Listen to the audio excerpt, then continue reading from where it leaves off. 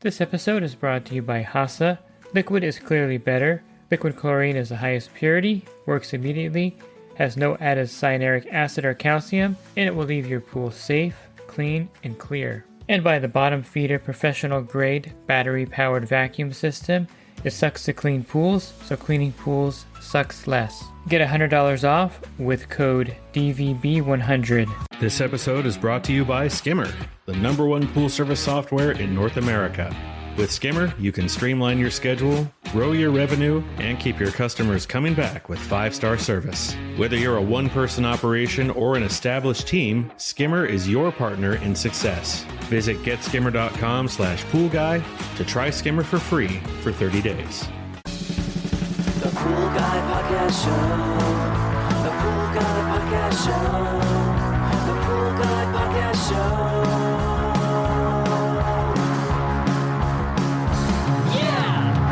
Hi, welcome to the Best of the Pool Guy Podcast Show. In this episode, I'll be joined by Joe Laurino of Periodic Products, and these are the Culator products that you'll use out there on your pool route that helps eliminate metals in the pool. And in this episode, we're going to talk about the tinted watercolor, something that you may run into out there on your pool route. Are you a pool service pro looking to take your business to the next level? Join the Pool Guy Coaching Program. Get expert advice, business tips, exclusive content, and get direct support from me. I'm a 35-year veteran in the industry. Whether you're starting out or scaling up, I've got the tools to help you succeed. Learn more at swimmingpoollearning.com. I get a lot of questions about this from people and from pool guys, and they'll get to a pool, they'll balance the water, and all of a sudden they'll see that, or they'll shock the pool. One of them shocked the pool right before a party over the weekend, and then the water had this green tint to it. Can you go over some of the reasons why you would have, I think some people think it's algae in the pool. They may think that they're looking at the sun hitting the pool and then the algae reflecting off of it, but then they realize that there's nothing on the walls and they brush it. It's just a green tint to the water, or maybe a different color tint. And so what do those the tinted water indicate? Well, it indicates, again, a stained water is, to me and to a chemist, just like a stained surface. Right, it just has an oxidized jet, or it won't oxidize depending upon what it is. So if you fill your pool and it's a fresh fill, you'll often get what are called tannins in the water, humic acid and other materials, and that tends to give a haze to that water, and that's really organic in nature. So sometimes when you shock the pool, you get the reaction with the chlorine and that material, and what you need to do is to put additional chlorine in that water. But again, you want to eliminate whether or not it's metal, it's inorganic. So do the same thing. Dump in ascorbic acid. The ascorbic acid, if that pool is green or brown and you put in a pound of ascorbic acid and that pool turns crystal clear, that tells you that it is a metal stain, and therefore treat it just like you would a regular metal stain. You've basically taken the metal particles that have oxidized that haven't played it out yet, and that's what's caused the color, especially when you just put in chlorine. That's kind of a giveaway that you've oxidized what's in there. So you want to put in ascorbic acid, you want to put in sequestering agent, and you want to put in a Culator 4.0. It's basically stained water and not a stained wall. If you put in ascorbic acid and nothing happens, then it's usually organic in nature, and that's when you want to flock and filter. Got it. That makes perfect sense. And so any kind of tinted water means that there's something, doesn't actually mean that there's metals in there, but you have to kind of eliminate that with the ascorbic acid just to make sure. Correct.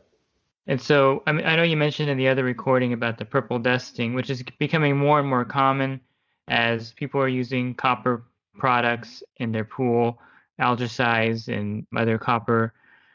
They introduce copper into the water, and then because of the overuse of the trifluoro tablets in the industry, the purple dusting has become very common. You'll see it everywhere in the cleaner hoses. You'll see it in the skimmer, like on the water line in the skimmer, and on the skimmer basket. Depending on how bad it is, it'll be very noticeable. And you want to go over what that purple dust actually is and kind of how to get rid of it. Sure. The purple dust is composed of two things. The first one is copper, all right, which is coming from the algicide or the copper ionizers, or if you happen to let your pH go down too low and you have a gas-fired water heater, you may have blown out your heater core and put copper in your pool. But that copper is coming from one of those sources. And as you mentioned, the other part of that molecule or that purple dust, cyanurate, which is coming from what is called the stabilizer, the chlorine stabilizer, which is half of the weight of the trichlor tablet. So it's really an elevated concentration of both the stabilizer level and also the copper level that's causing that purple dust to form.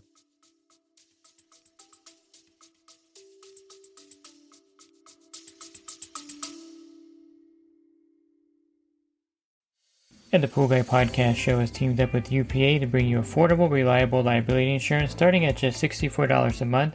Get up to $2 million in coverage, and the members of my coaching group get an even lower rate. Protect your business and your peace of mind. Sign up with UPA today by clicking the link in the podcast description. Yeah, and so I know that the common thinking is that you have to drain the pool, drain most of the water out to lower the cyanuric acid level. But is there a way to remove the staining with a Culator product in the meantime? Sure. I mean, obviously, if you were to remove the copper component from the pool, that the purple color will go away. But again, that only addresses half of your problem. The other half of the problem is the elevated stabilizer, which is causing the chlorine not to work as well, which is probably causing things like algae to grow, which is why you're putting copper algicide in the pool in the first place. So you really want to solve both of those issues, and until we find a way to take cyanuric acid out of the pool, the best thing to do is to drain the pool. Mm-hmm. Or to not, I don't want to say completely drain, but to take some of the water out and replace with fresh water so that you can get the levels of things down. Yeah, and I was on your site looking at some of your material, and I saw that you had a link for iron bacteria. Can you explain what that actually is to the listeners? It is a harmless bacteria that is found in well water. And you may say, well, I don't use wells to fill my pool or to get my water because it's from the city, but the city may use wells. So they may drill wells and get and obtain groundwater that they then treat. And what happens is that this is a normal bacteria that lives down in the wells, and it tends to clog the wellhead over time. And the city's response to it, or the water district's response, is to superchlorinate. They dump chlorine down the well, and that frees up the pipe, and then it clogs again, and it basically becomes resistant to the chlorine. What they do then is they just drill another well hole and plug that well hole up, but the iron bacteria is still there. So it's a problem that's always been there, but because they've been basically superchlorinating these wells, it tends to create kind of this really vigorous bacteria that once it gets into your pool and it gets on the surface of that pool, it tends to become a problem for you to get rid of because it shows up like an iron stain. And you can kind of tell if you have this. When people call and they don't know, is it iron bacteria, I tell them to go into their bathroom and take the back of the toilet tank off, the top of the toilet tank. And if they see this kind of orangey slime material around the water line, that's actually the bacteria, the iron bacteria. So if you have it in your house and you use that to fill your pool, chances are you've got that in the pool. Huh. So how do you get? It's not a metal per se then, right? No, it's one of those. Basically what I said was 99% of the stain removal cases are really easy. This falls into the 1%, right? And this is what happens: is that it looks just like a metal stain. You put ascorbic acid on it, and it goes away, right? So you think, okay, well that's got to be iron. What happens is that the bacteria incorporates the iron inside the bacterial cell. And there are two forms of iron. One is the orange color that we're used to, kind of that rust color, and the other form is actually colorless. So it doesn't show up as any color at all. Well, what happens is that the ascorbic acid converts the iron in the bacteria from that orange color to that colorless color. So it's gone away, and as soon as you put chlorine back in the pool, the stain comes back.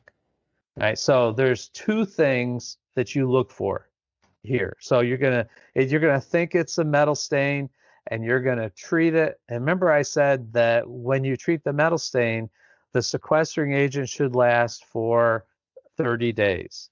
Well, if this stain comes back in a day or two, that means that it's going to be iron bacteria, because what happens is as soon as you take away the ascorbic acid, and you've got that cloudiness gone because the chlorine has reacted with all of that ascorbic acid, and you have a little bit of chlorine left in the pool. Well, there's no more ascorbic acid, so that iron in that bacteria turns from colorless to orange. The stain's back, but so the stain was caused by the organic bacteria, not by the iron going into the water, because it never left and went into the water. It stayed there.